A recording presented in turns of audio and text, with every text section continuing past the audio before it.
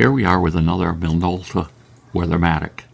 This is a camera that's waterproof down to 15 feet.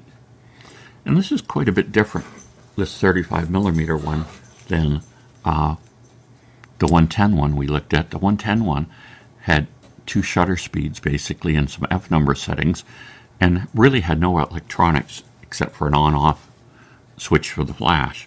Well, this one's quite different. This one has an autofocus. It actually has 2 lenses. It has a 35 and a 50mm lens. You can switch them back and forth with this lens select button. You could probably hear that noise maybe. But the parallax lines inside the viewfinder change as well for that. The flash turns on automatically, and this is actually autofocus. It isn't like a fixed focus like the 110 camera was. This becomes a fixed focus camera once you put it underwater. I'm not quite sure how that works, but it says it does it automatically. It switches it to 35mm. I mean, the 35mm lens, focal length lens, and it gives you certain distance ranges that you have to be within. Another really odd thing about this camera, reading it, is it has DX coding, but it actually only has 2 film speeds, ASA 100 and 400. So if you put in a film below 100, it keys it into 100.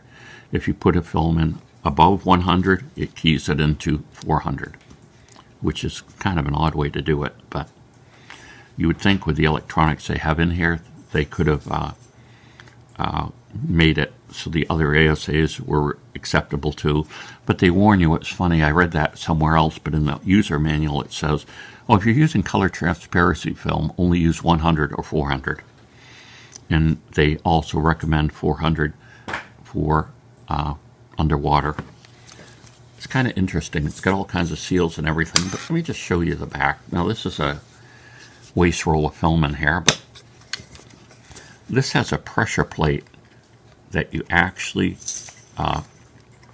engage or disengage.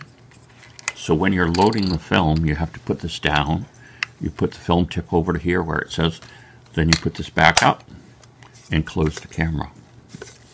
It has a real positive snap, and you could hear, of course, it has automatic winding too as well.